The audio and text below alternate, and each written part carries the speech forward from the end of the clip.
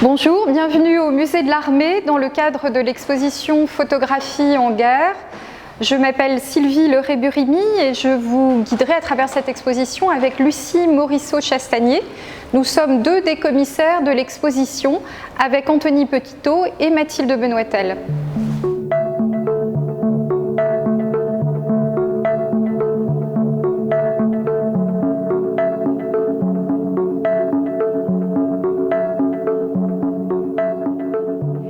L'exposition Photographie en guerre entend brosser un parcours de 1849 à nos jours des usages de la photographie en temps de guerre. Il interroge également le genre de la photographie de guerre et ses limites, ses contours, et c'est pourquoi nous avons préféré insister sur le contexte de prise de vue plutôt que sur une typologie qui aurait été présupposée et dont la définition reste mouvante et évolutive à travers les décennies.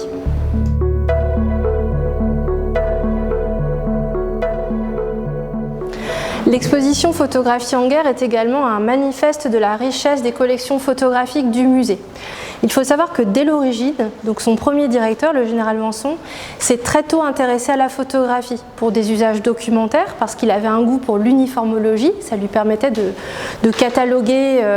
différentes représentations de tenues militaires. Également parce que c'était un objet pour lui de remémoration historique de ses campagnes, si on pense à l'expédition du Mexique ou aux guerres de Crimée, et sans doute on pense par amour de la belle image, puisqu'il va très tôt collectionner des points de vue français comme étrangers, ce qui a permis de faire rentrer dans la collection des photographies qui ont aujourd'hui une importance historique et esthétique, notamment de Robertson et de Fenton relatives à la guerre de Crimée. Tout au long du XXe siècle, cette collection elle s'est enrichie et aujourd'hui elle compte environ 80 000 items avec une variété des regards qui a été marquée à partir de 2009, des regards faits par des combattants eux-mêmes, ce qu'on va appeler la photographie vernaculaire, qui va être de façon assez volontariste collectionnée, mais également des points de vue de l'autre, de l'ennemi, qui permet d'avoir une vision à 360 degrés des conflits. Le musée va aussi passer à partir de 2009 des commandes auprès de photographes professionnels pour aller couvrir des sujets d'une façon plus singulière et décentrée que la voie institutionnelle et officielle. Et en dernier lieu, et c'est important, le musée s'ouvre à la création contemporaine auprès d'auteurs et d'autrices tels Émeric Luisset avec la série Théâtre de guerre qui est le préambule manifeste de l'exposition, qui est une œuvre qui interroge la fiction documentaire pour nous permettre de regarder à nouveau des images peut-être aujourd'hui dans un champ assez saturé par la médiatisation très importante des conflits justement. L'un des grands enjeux de l'exposition est de permettre d'appréhender la photographie comme une image construite et non seulement enregistrée, une image composée, une image souvent théâtralisée, ce qui ne signifie pas qu'elle soit mensongère. L'important pour les photographes est de pouvoir convier un message et ce message ne peut être convié efficacement qu'en appelant à l'émotion dans certains cas, dans d'autres cas en stimulant l'envie de mieux connaître un conflit, de s'interroger aussi sur ses causes, sur ses buts, sur ses à-côtés, sur le hors-champ de la guerre. Et à cet égard, des stratégies qu'on peut appeler stratégies d'esthétisation sont mises en œuvre par les photographes dès l'origine et également par les photographes contemporains.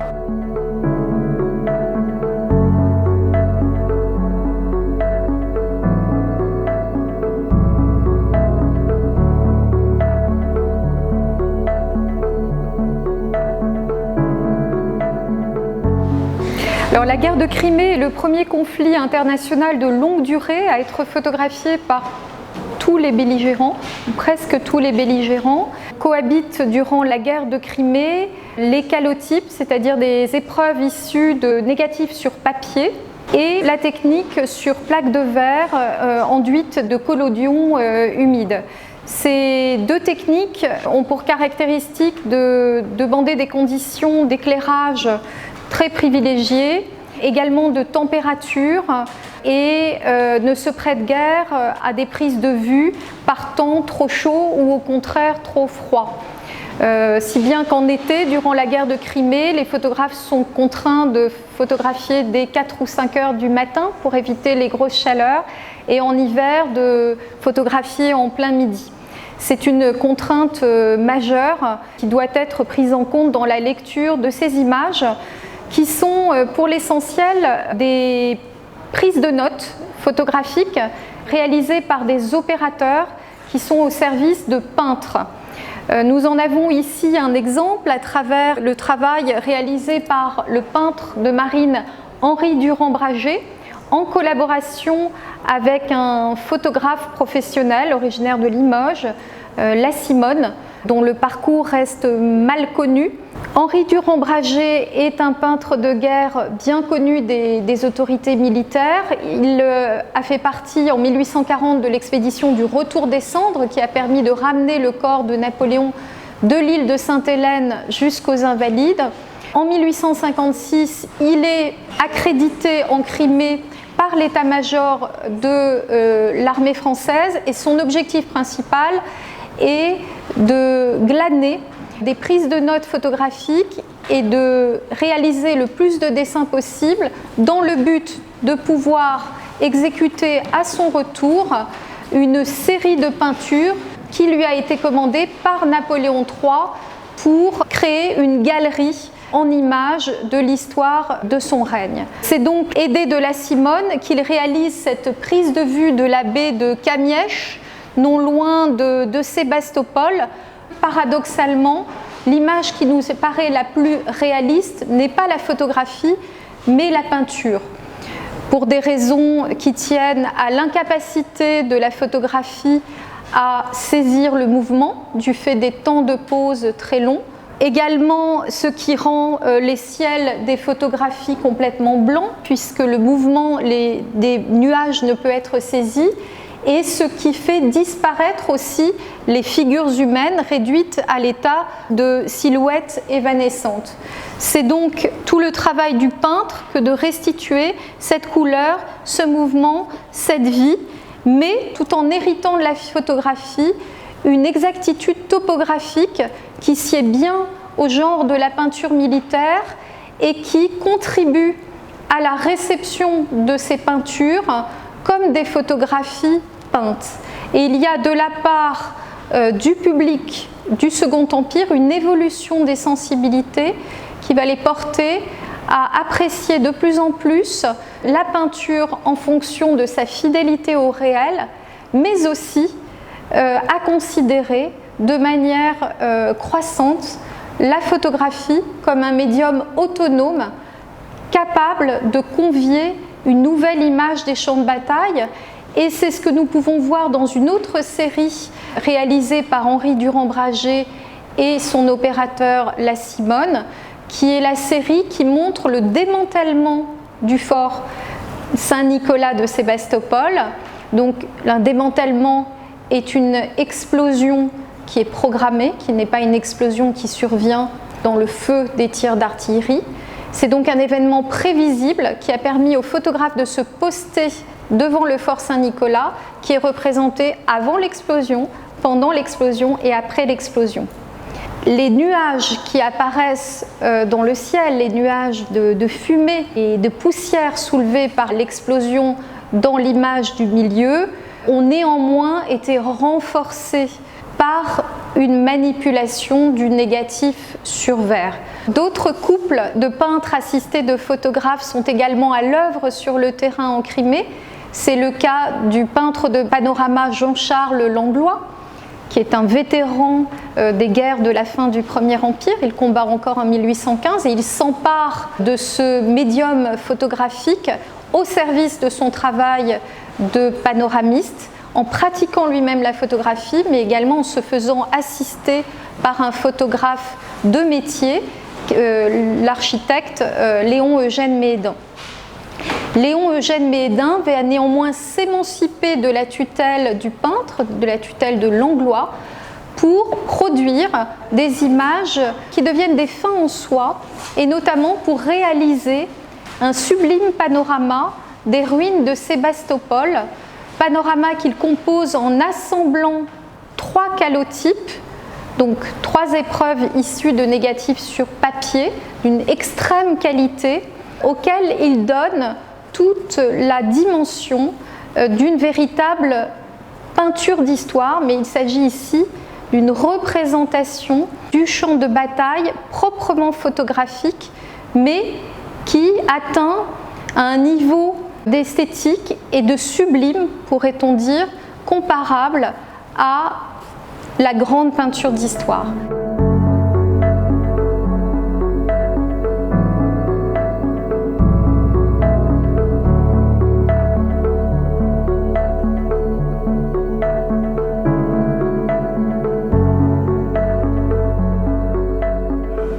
La guerre franco-allemande de 1870-1871 voit apparaître de nouveaux usages de la photographie qui, sans doute, pour l'une des premières fois, sert à dénoncer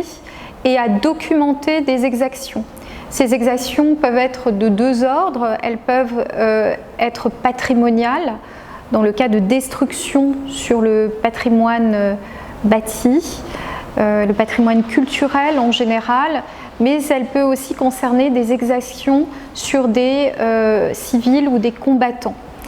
Nous en présentons dans l'exposition Photographie en guerre 2 exemples à travers une photographie de Charles Winter qui est en fait un autoportrait où il pose avec son fourgon photographique devant les ruines de Strasbourg. Winter est strasbourgeois, il est extrêmement attaché à cette ville qui voit les premiers affrontements urbains et ces bombardements de Strasbourg ont provoqué de grands dégâts suivis d'un débat qui a pris une ampleur internationale et associé plusieurs chancelleries. Les sensibilités ont évolué, l'inéluctabilité des effets collatéraux des guerres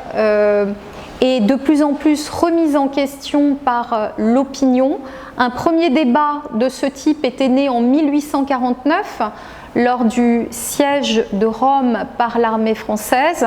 Une commission d'enquête avait alors été réunie et ces résultats avaient été publiés sous l'égide du maréchal Vaillant afin de déterminer les responsabilités des dégâts causés sur les monuments romains, mais cette commission d'enquête ne s'était pas appuyée sur des documents photographiques, bien qu'ils aient été alors disponibles. En 1870, en revanche, la photographie fait pleinement partie de la démonstration visant à dénoncer l'ampleur jugée hors de proportion, en l'occurrence des tirs allemands sur la capitale alsacienne.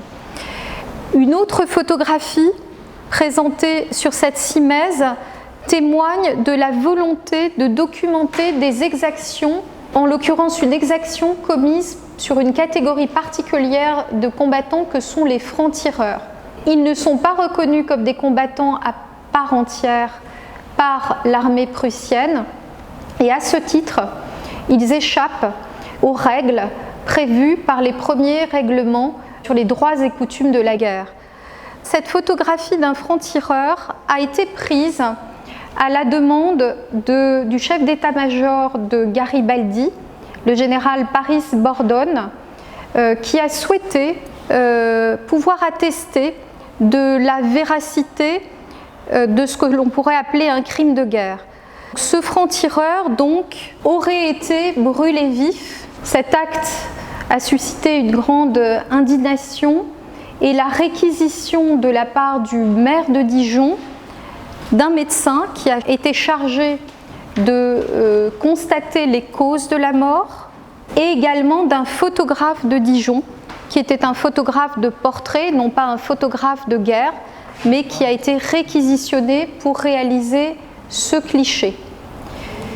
Un procès-verbal de police a également été établi et l'extrait de ce procès-verbal a été collé au dos des photographies reproduites par phototypie avant d'être envoyées aux rédactions de différents journaux français, mais également étrangers, italiens et suisses notamment, qui ont repris cette photographie. Le souci de construire un récit de l'exaction a conduit également le photographe à éditer cette fois-ci pour son propre compte une carte postale insérant la photographie au sein d'un encadrement lithographié qui représente l'escalier du château où a été commis le crime et également la défense du château par le bataillon garibaldien. Nous avons donc à la fois un document produit dans des conditions très contrôlées et une utilisation qui, elle, dépasse de loin cette intention proto-judiciaire pour aller vers une forme de spectacularisation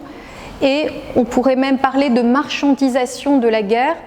Et c'est un élément aussi majeur de l'évolution de la pratique photographique durant la guerre franco-prussienne que de voir apparaître des usages commerciaux à grande échelle. Donc des photographies de ruines se développent et sont diffusées dans le cadre aussi de l'apparition de ce qu'on pourrait appeler un véritable tourisme des champs de bataille, et ce qui permet à des photographes parisiens notamment de diffuser sur catalogue des photographies des nouvelles ruines de Paris. C'est le cas du photographe Robert Frank, mais également à des éditeurs de microphotographie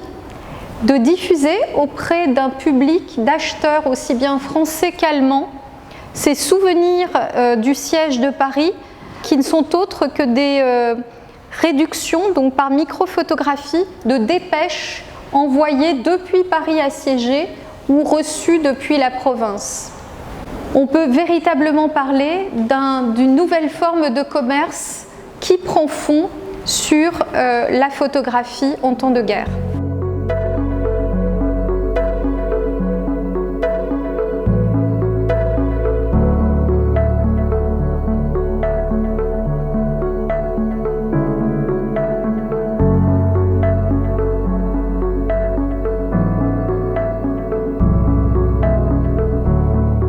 Je vais vous présenter le sujet de Ferdinand Ier de Bulgarie, triomphant pendant la première guerre balkanique sur les ruines de la forteresse de Kavala en Grèce. Et nous sommes à la fin de l'année 1912 pour la prise de vue et janvier 1913 pour la publication. Cet exemple est intéressant puisque ici on est au début du XXe siècle. La reproduction de la photographie dans la presse illustrée est arrivée à une forme de maturité, c'est-à-dire qu'elle s'est affranchie de l'interprétation du graveur à partir des années 1890 et elle va gagner davantage du terrain dans la presse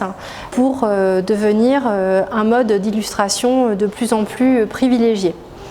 C'est l'un des propos de l'exposition que de revenir sur les coulisses de la fabrication de cette image, entre peut-être l'intention initiale qui a été voulue par le photographe, ici en l'occurrence Georges Volz, et la façon dont l'image va s'enchasser dans l'appareil médiatique qu'est le journal et en l'occurrence l'illustration. Alors qui est Georges Volz ? Il est né en Grèce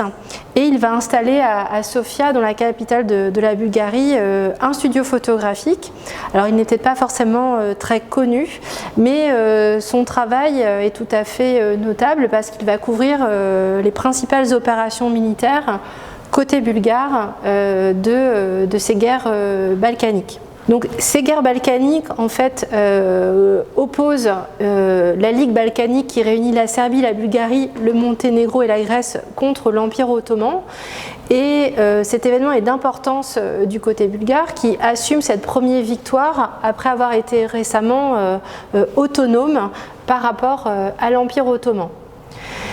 Bien évidemment, dans cette composition, on voit le roi qui ne regarde pas forcément l'objectif, comme si son centre d'attention était dans le hors-champ, et on le semble presque plus préoccupé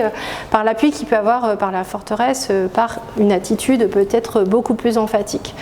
Pour autant, le choix de recadrer sur le souverain et de donner cette composition verticale va participer à une forme d'iconisation et lui donner un rôle tout à fait symbolique et politique, de même que la légende va inscrire l'historicité de cette geste militaire dans celle des grands chefs de guerre que sont notamment Alexandre. Donc ce qui est intéressant, c'est qu'on voit cet enchâssement d'une image qui est retravaillé par son choix de cadrage, qui est ensuite d'une certaine façon redoublé dans son intention par les mots de la presse. Et ce qu'il faut savoir, c'est que ce fond photographique qui a été découvert en fait dans une cage de l'ambassade de France de Bulgarie pendant la Première Guerre mondiale est un ensemble de plus de 300 plaques et de films. Et donc on peut retrouver d'autres images qui montrent également l'état-major du roi Ferdinand qui est hissé sur ses ruines. Donc il y a bien sûr une intention, c'est-à-dire on va choisir une photographie, on va la sélectionner, on va l'éditer pour la presse et elle va prendre une autre dimension, une dimension de médiatisation et de propagande. Donc cet exemple il est tout à fait intéressant puisqu'on est déjà dans une construction médiatique, une mise en récit qui va être bien évidemment très très importante pendant toute la Première Guerre mondiale, c'est-à-dire la construction de l'opinion par l'image et par le texte.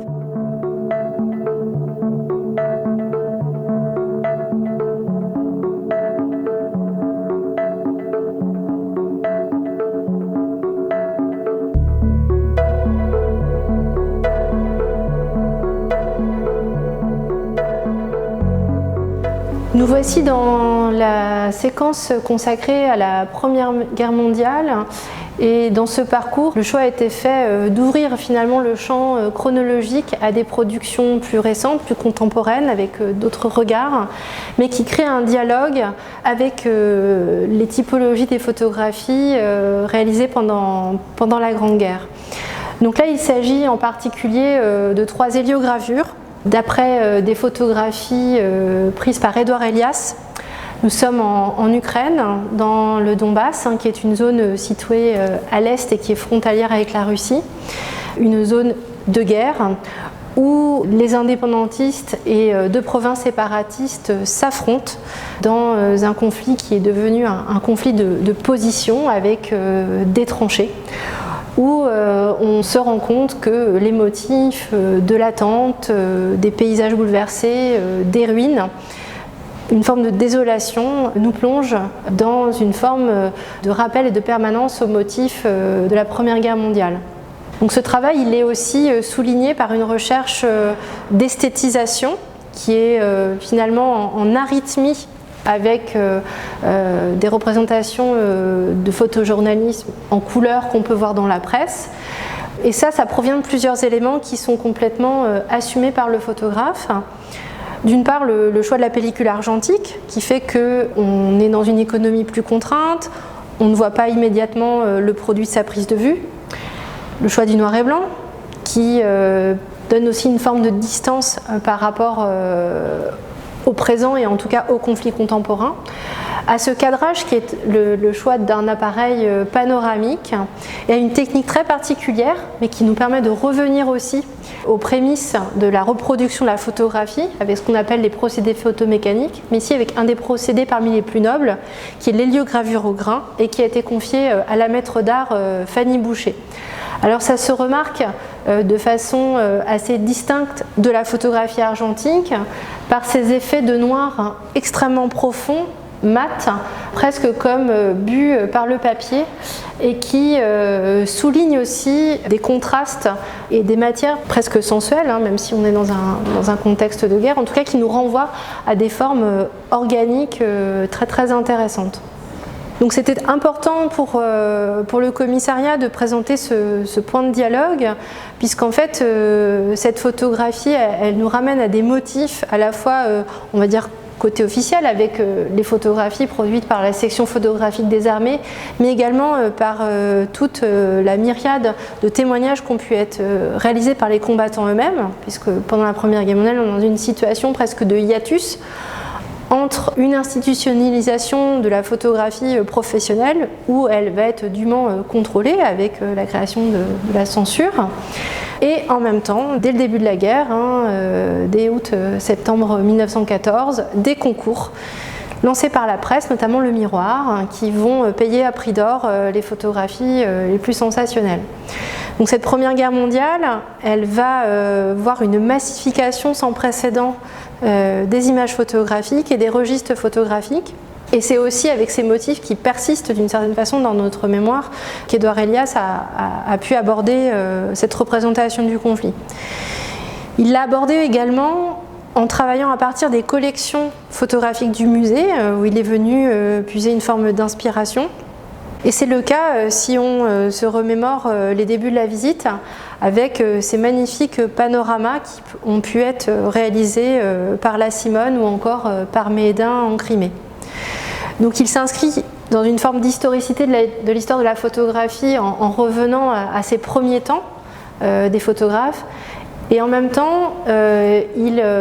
rend hommage, ou en tout cas nous ramène à une autre école photographique qui est celle de la photographie humaniste, avec notamment Koudelka, où on pourrait voir presque une citation de ce motif du chien qui est sur cette sorte de promontoire fait de pneus et de tas de sable. Donc il propose une vision presque sublimée de la guerre, et ce qui est intéressant dans sa démarche, c'est que Édouard Elias est allé photographier des deux côtés, ce qui n'a pas été sans difficulté, et du coup il peut proposer cette vision des deux camps, qu'il va aussi transcrire dans un livre d'art qui pourra se lire dans les deux sens, sans prendre parti, mais en prenant le parti des images et le parti pris de cette vie menée par les combattants. Donc ce choix il est assez manifeste aussi par le commissariat, parce qu'il est révélateur des axes d'enrichissement des collections, un point de vue original, un point de vue distancié, un point de vue qui plonge aussi dans l'histoire de la photographie, mais qui ancre aussi dans les questionnements de la représentation de la guerre aujourd'hui. Et bien évidemment, on ne peut que penser à l'actualité qui, hélas, est très prégnante par rapport à la guerre en Ukraine. Mais ce qu'il faut savoir, c'est que cette exposition devait normalement ouvrir en 2020. Et il n'était pas du tout dans l'esprit d'être dans une proposition en phase avec l'actualité. Mais c'est vrai qu'aujourd'hui, regarder ces photographies sous le prisme de ce qui se passe tous les jours permet aussi de donner une forme de profondeur supplémentaire à ces images.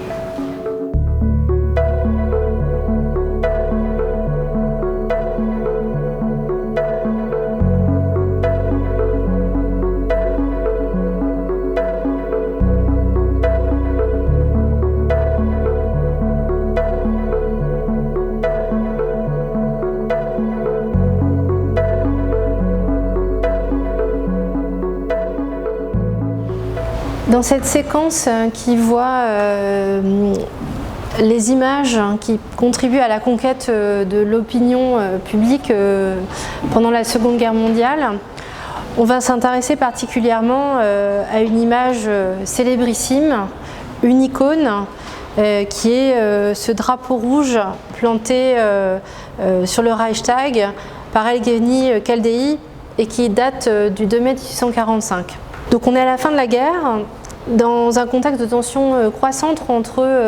les États-Unis et l'Empire soviétique. Et cette photographie va participer à une mise en récit de la victoire, une mise en récit visuelle, et qui est elle-même un référent à une photographie américaine réalisée quelques mois plus tôt, donc en février 1945, qui est ce drapeau hissé par les Marines sur le mont Iwo Jima par Joe Rosenthal, qui est un des photographes de l'agence Associated Press et qui va être immédiatement diffusé dans la presse et qui va connaître une résonance tout à fait exceptionnelle et mondiale. Donc cette image de Rosenthal est une image qui est également construite, puisque on sait par un film qui a été tourné au moment de la prise de vue qu'il y a eu plusieurs essais avant de trouver la taille du drapeau et le cadrage parfait. Pour autant, c'est une image qui reste authentique et qui résume d'une certaine façon cette victoire de la Deuxième Guerre mondiale. Et donc Evgueni Kaldei va l'avoir intériorisé et va aussi faire cette proposition. Donc là, on est à Berlin. On est dans un geste tout à fait symbolique et enlevé sur un promontoire qui est le Reichstag, l'emblème du Parlement, sur cette ville de Berlin qui fume sous les décombres. Avant de parvenir à ce résultat, il faut savoir que ce photographe, qui est membre de l'agence photographique TASS, mais aussi photographe officiel de l'armée russe,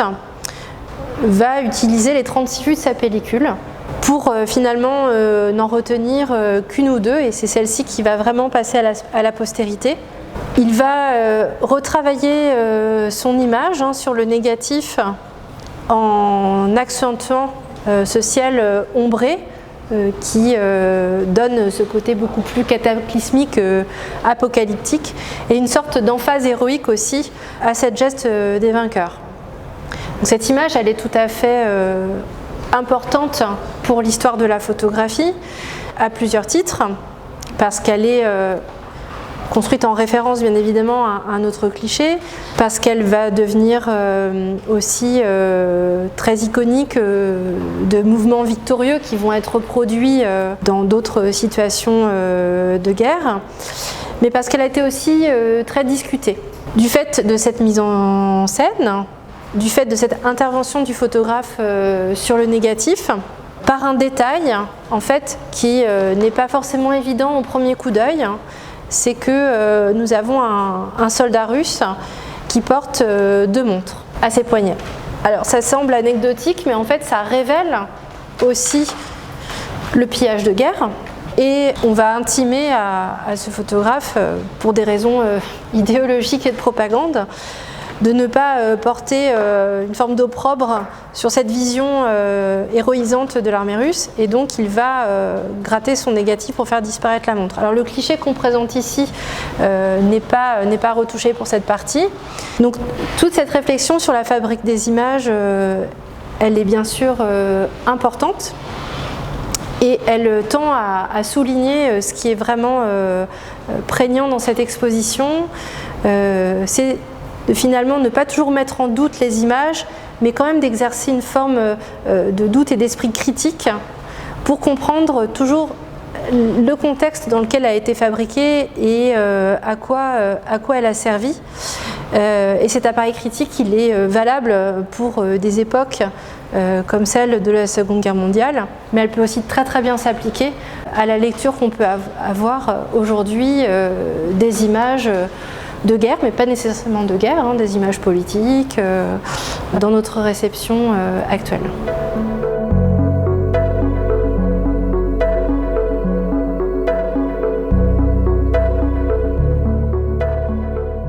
Alors avec cette photographie de la jeune fille à la fleur, prise par Marc Ribou le 21 octobre 1967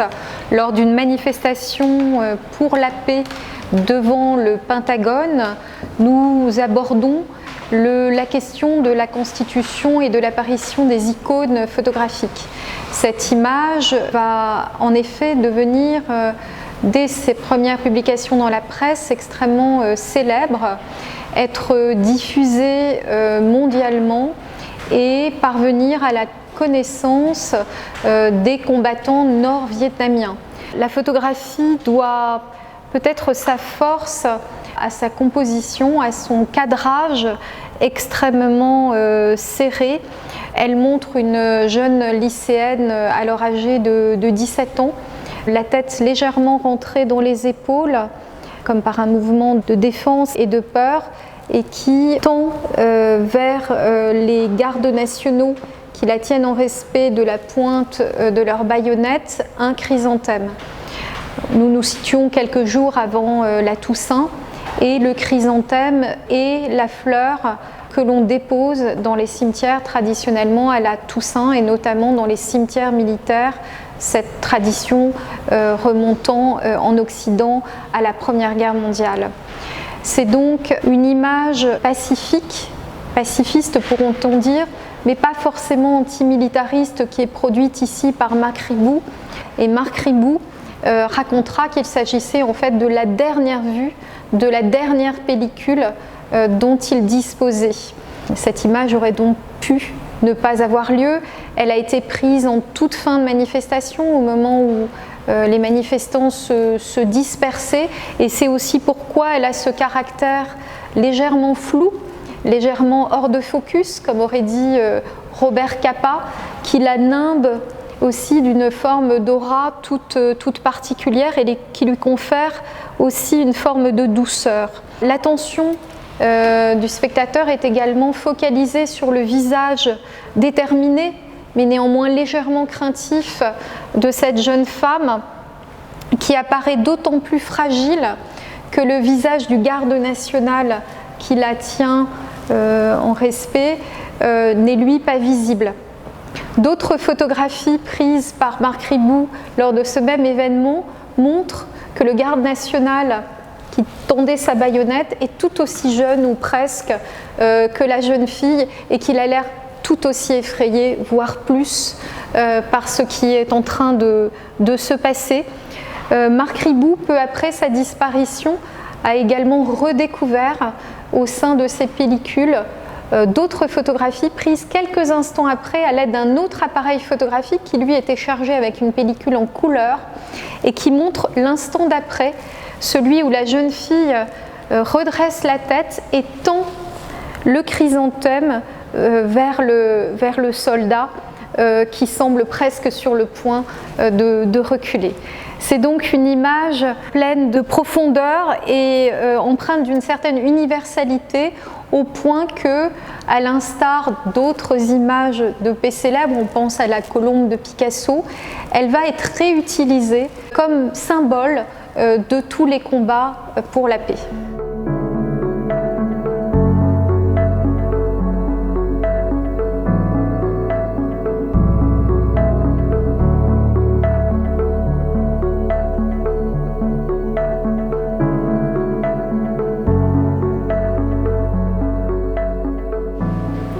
Donc ce panorama a été réalisé à l'aide d'une caméra thermique à infrarouge de très longue portée, pouvant permettre de prendre des photographies jusqu'à 30 km de distance, de jour comme de nuit, par le photographe Richard Moss. Il s'inscrit dans un corpus réalisé de 2016 à 2017 le long de 2 routes migratoires menant l'une de l'Afrique subsaharienne, l'autre du Proche-Orient, vers l'Europe. Il s'agissait pour le photographe de s'inscrire dans la longue durée des représentations des exilés, mais par le recours à la technologie militaire et de surveillance de la caméra thermique à longue portée, cette œuvre est parfaitement disruptive, puisque ces caméras qui sont utilisées pour surveiller, contenir, contrôler et empêcher les migrants d'évoluer dans leur parcours migratoire, est ici utilisée pour donner une image de ces camps qui, et en l'occurrence de celui de Moria sur l'île de Lesbos, qui en 2017, au moment où a été prise cette photographie, était interdit à la presse internationale. Donc il s'agit d'un travail que l'on peut aussi interpréter comme un processus de dévoilement de l'invisible à travers la corrélation de la photographie avec des vecteurs toujours plus puissants. Ici, cette caméra donc infrarouge qui permet de révéler l'existence des migrants à travers leur signature thermique. La chaleur dégagée par les corps se traduit en effet sur la photographie par des points de couleur claire, tandis que les zones plus froides sont restituées à travers des tonalités plus foncées. Cette photographie nous renvoie aussi aux premiers âges du médium, et notamment aux photographies argentiques dont les valeurs étaient inversées à travers le phénomène du positif-négatif.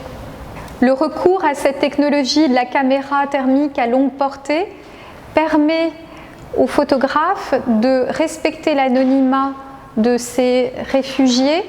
mais également de rompre avec toute forme de sensationnalisme et de misérabilisme. On a là finalement un médium mis au service d'un message dans une approche artistique et documentaire et qui permet aussi de lutter contre un phénomène hélas devenu fréquent, notamment depuis l'apparition du numérique, celui du trop-plein d'images, de la sensation de contempler une masse d'images aux motifs et aux thèmes sans cesse ressassés, ce qui peut conduire de la part du public à une certaine forme d'insensibilisation, voire de rejet face à ces sujets.